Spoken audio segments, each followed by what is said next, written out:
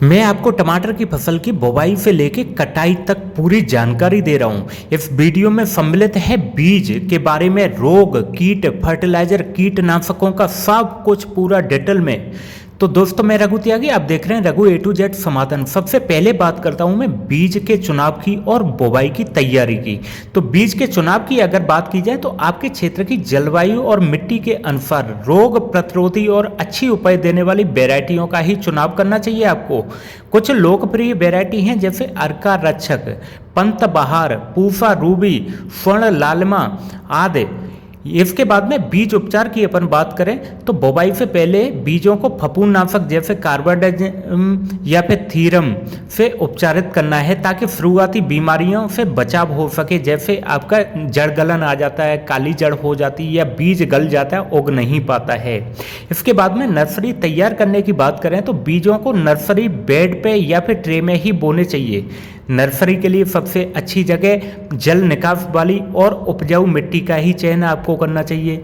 बीजों को लगभग 1 से 2 सेंटीमीटर गहराई पे बोने चाहिए और हल्की मिट्टी से ढक देना चाहिए उनको।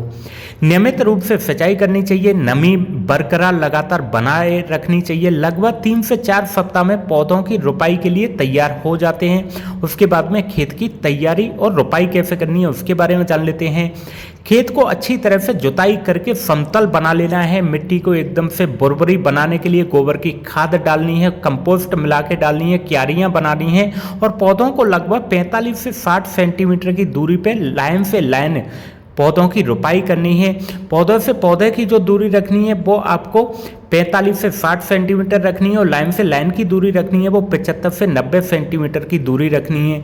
रोपाई के लिए संतुलित मात्रा में आपको खाद डाल के तैयार करके उसके बाद ही रोपाई करनी है। रोपाई करने के तुरंत बाद में फिर हल्की सिंचाई कर देनी है। इसके बाद में बात करते हैं रोगों की, डिजीज की।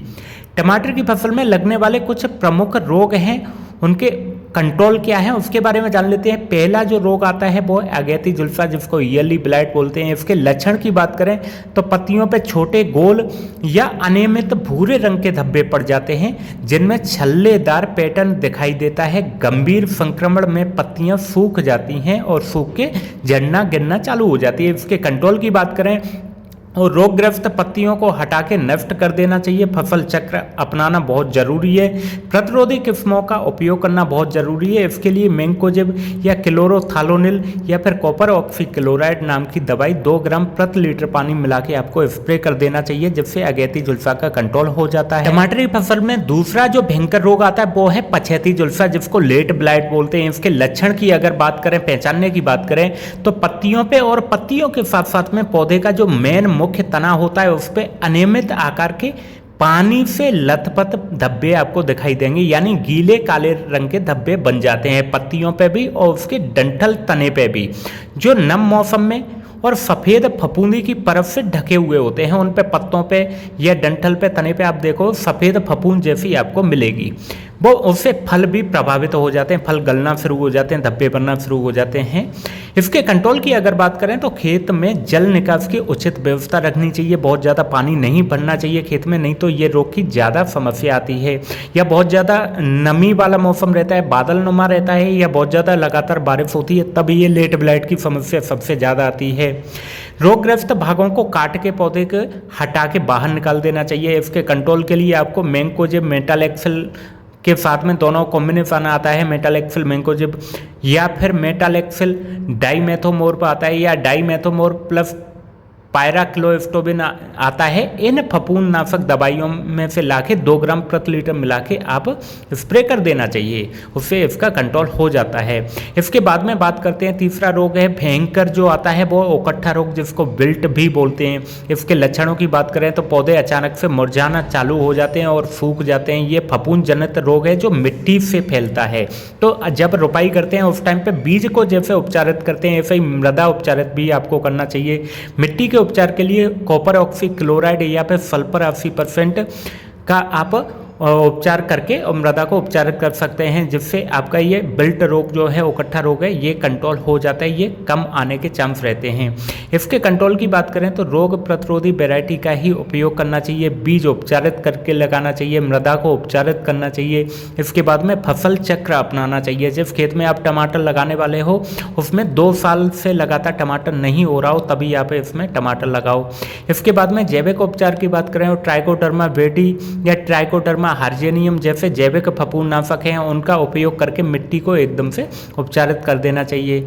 इसके बाद में बात करते हैं लीफ कर्ल वायरस, जिसको पर्णकुंचन वायरस बोलते हैं। इसके लक्षण की अगर बात करें तो पत्तियां छोटी और मुड़ी हुई हो जाती हैं, मुड़ जाती हैं, माताबंदी टाइप की हो जाती है, पौधों का विकास रुक जाता है। ये लीफ कर्ल वायरस जो फैलता है, ये सफ़ेद मक्खी जिसको व्हाइट फ्लाई बोलते हैं, उसकी वजह से फैलता है। इसके कंट्रोल की अगर बात करें तो रोगग्रस्त पौधों को उखाड़ के खेत से बाहर निकाल के दबा देना चाहिए, गाड़ देना चाहिए या जला के नष्ट कर देना चाहिए। वायरस प्रतिरोधी किस्में जो हैं उन्हीं का उपयोग करना चाहिए। अब बात करते हैं कीट यानी पेस्ट। तो टमाटर की फसल में लगने वाले कुछ प्रमुख कीट और उनके कंट्रोल के उपाय के बारे में अब जानेंगे। सबसे पहले अपन बात कर लेते हैं सफ़ेद मक्खी यानी व्हाइट फ्लाई की। इससे नुकसान जो होता है, ये व्हाइट फ्लाई जो रस चूसने वाला कीट है और ये पर्णकुंचन विषाणु जो लीफ कर्ल वायरस जैसे रोग हैं इनको फैलाने का काम करता है। पत्तियों के नीचे ये चिपचिपा पदार्थ छोड़ता है जो गोंद जैसा लगता है कि हम समझ नहीं पाता है। ये व्हाइट फ्लाई की वजह से ही गोंद जैसा पत्तों पे चिपक जाता है। इसके कंट्रोल की अगर बात करें तो इसके लिए नीम तेल जो आता है 10,000 ppm का 2 से 2.5 ml प्रति लीटर मिला के स्प्रे करना चाहिए। केमिकल में अगर करना चाहते हो तो इमिडाक्लोप्रिड 17.8% या 30.5% आता है, उसका स्प्रे करना चाहिए। या फिर थायोमेथोक्सम है या फिर एफिटामिप्रिड 20% WP फॉर्म में आता है, वो 1 ग्राम प्रति लीटर पानी में मिला के आपको स्प्रे करना चाहिए। या फिर पीले चिपचिपे जाल जैसे येलो स्टिकी ट्रैप जो आते हैं वो आप लगा देने चाहिए 20 टैप प्रति एकड़ के हिसाब से। तो व्हाइट फ्लाई का कंट्रोल बहुत तेजी से होता है, व्हाइट फ्लाई कम आती है, उनमें ट्रैप में चिपक जाती है, तो आपका दवाइयों का मेहनत भी बच जाती है, खर्चा भी बचता है और फसलों में नुकसान होना भी कंट्रोल हो जाता है। इसके बाद अपन बात करते हैं तना छेदक जो इल्ली आती है, जिसको लट बोलते हैं, जिसको स्टेम बोरर बोलते हैं। इसके नुकसान की बात करें तो ये लार्वा फलों में छेद करके अंदर घुस जाता है और इन्हें खाता है, अंदर से फल को पूरी तरह खत्म कर देता है, गला देता है। उसके कंट्रोल की अगर बात करें तो इसको फेरोमोन ट्रैप जो आती हैं वो लगाने चाहिए आपको। 1 एकड़ में 15 से 20 ट्रैप लगा देने चाहिए, उससे इनका कंट्रोल हो जाता है। अंडा जो होता है परजीवी ट्राइकोग्रामा जो वो छोड़ते हैं, इसके कंट्रोल के लिए स्पाइनोफेड नाम की दवाई आती है या फिर इमामेक्टिन बेंजोएट आती है या प्रोपेनोप्लस साइपर आती है। इन दवाइयों का स्प्रे कर देना चाहिए, इससे ये कंट्रोल हो जाते हैं पूरी तरह से। इसके बाद में बात करते हैं माहू जिसको एफिड बोलते हैं। इसकी क्षति की नुकसान की अगर बात करें तो ये भी रस चूसने वाला कीट है माहू, जो पत्तियों को रस चूस लेता है, जिसकी वजह पत्तियाँ कमज़ोर हो जाती हैं, उसकी वजह से वो पीलापन होके और ड्रॉप होना चालू हो जाते हैं, फूल का झड़ना चालू हो जाता है।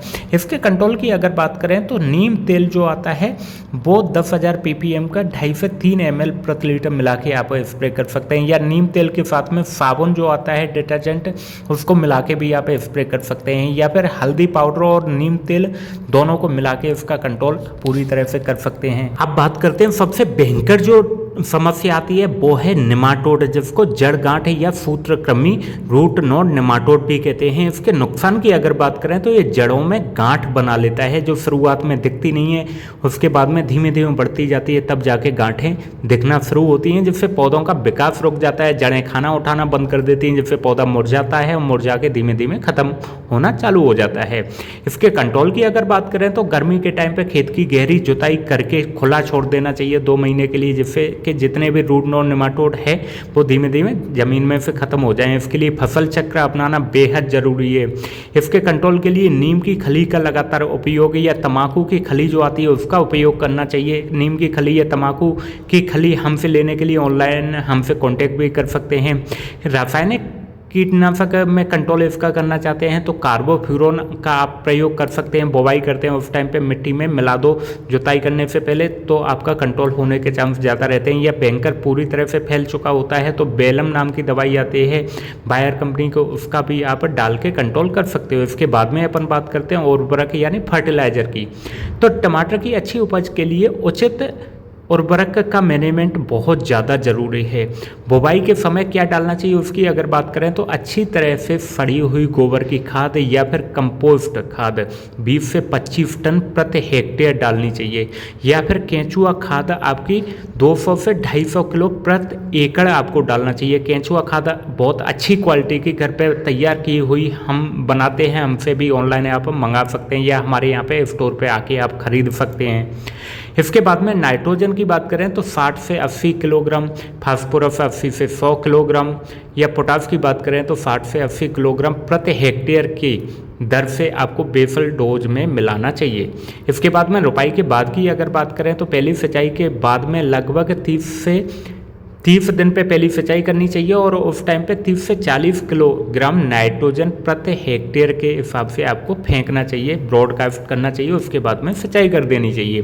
फूल आने और फल बनने के समय घुलनशील उर्वरक जैसे 19-19 का उपयोग करें। इसके एक हफ्ते के बाद में फिर आपको 1261 नाम के NPK का स्प्रे करना चाहिए। इन दोनों NPK स्प्रे करते समय डोज का आपको विशेष ध्यान रखना है। 5 ग्राम से 7 ग्राम प्रति लीटर पानी के हिसाब से अच्छे से घोलने के बाद में स्प्रे करना चाहिए। फिर जब फल आपका साइज लेता है, उसकी क्वालिटी बनाने के लिए, वजन बनाने के लिए, साइज देने के लिए पोटेशियम नाइट्रेट जो आता है यानी 13045 नाम के NPK जो आता है उसका स्प्रे करना चाहिए। उससे आपकी क्वालिटी, गुणवत्ता, साइज, चमक बहुत अच्छी बनती है।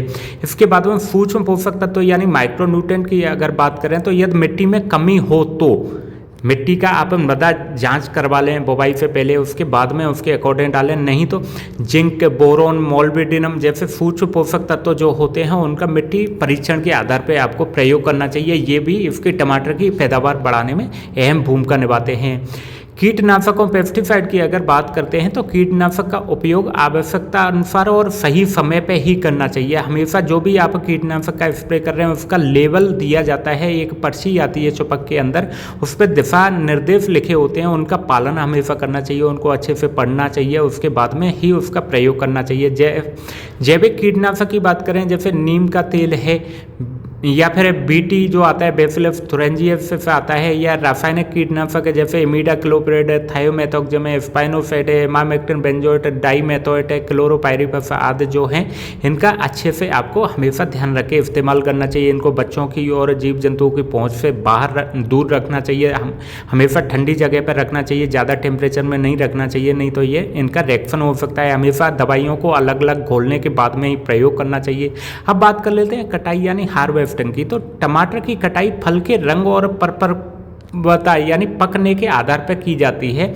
बाजार की दूरी और आवश्यकता के अनुसार फलों को अलग अलग चरणों में तोड़ा जा सकता है। जैसे हरे फल हैं, गुलाबी फल हैं, या फिर पूरी तरह से लाल पके हुए फल जो हैं उनको सुबह या फिर शाम के समय कटाई करना बेहतर रहता है। फलों को सावधानी से तोड़ें और अच्छे से रखें। ये टमाटर की फसल की बुवाई से लेकर कटाई तक की मुख्य जानकारी है। यदि आपका कोई विशेष प्रश्न है, सवाल है या फिर सुझाव है तो आप हमारे वीडियो के नीचे कमेंट बॉक्स में कमेंट लिख के पूछ सकते हैं या फिर अपना सलाह सुझाव हमें दे सकते हैं। आपके सलाह सुझाव का हमेशा सम्मान करते हैं हम। हमारे हर रोज़ शाम को 6 बजे आपकी समस्याओं का समाधान दिलाने के लिए हर रोज़ एक नए समाधान के साथ में एक अच्छा वीडियो हमारे चैनल पे अपलोड होता है, जिसको देखने के लिए हमारे चैनल को तुरंत सब्सक्राइब कर लीजिए और साइड में जो बेल आइकन घंटा वाला जो बटन है उस पर क्लिक करके नोटिफिकेशन पे जाइए और इस वीडियो को लाइक करके यार दोस्त रिश्तेदारों तक ज़्यादा से ज़्यादा किसानों तक शेयर कर दीजिए, जिससे सारे के सारे किसानों तक ये समस्या का समाधान मिल जाए, उनको टमाटर की खेती के बारे में पूरी राय जानकारी मिल जाए और कल शाम को तैयार हो जाइए एक नए वीडियो देखने के लिए। धन्यवाद।